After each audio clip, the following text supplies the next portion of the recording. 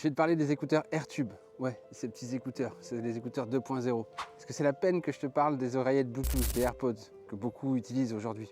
Ces écouteurs, les AirPods, vous savez, ils fonctionnent en Bluetooth. Votre téléphone est capable de les trouver même à 8, 10, 12 mètres de distance. Imaginez la puissance de l'émetteur-récepteur que vous avez juste à côté de votre cerveau. Bref, personnellement, j'ai arrêté de les utiliser il y a très longtemps. Les écouteurs filaires, vous vous souvenez, il y a quelques années encore, quand vous aviez un téléphone portable et que vous vouliez écouter la radio, eh bien le téléphone vous marquait « S'il vous plaît, branchez vos écouteurs filaires pour faire antenne ». Et donc ces écouteurs, en faisant antenne, peut-être vous avez déjà fait l'expérience, au bout de 30 à 45 minutes, vous avez l'oreille qui chauffe. Et donc, c'est pas parce que l'écouteur est en train de chauffer, c'est simplement parce que les ondes que captent ces écouteurs filaires vont créer un échauffement des tissus, comme un micro-ondes qui va chauffer les molécules d'eau. Et donc, quelle est la différence avec ces écouteurs dits AirTube ou stéthoscopiques? La différence, c'est que le haut-parleur, il est juste là. Il est déporté de l'oreille. Ici, c'est un tube creux, c'est un tube en plastique creux. Et ici, l'écouteur, lui, il est complètement creux aussi.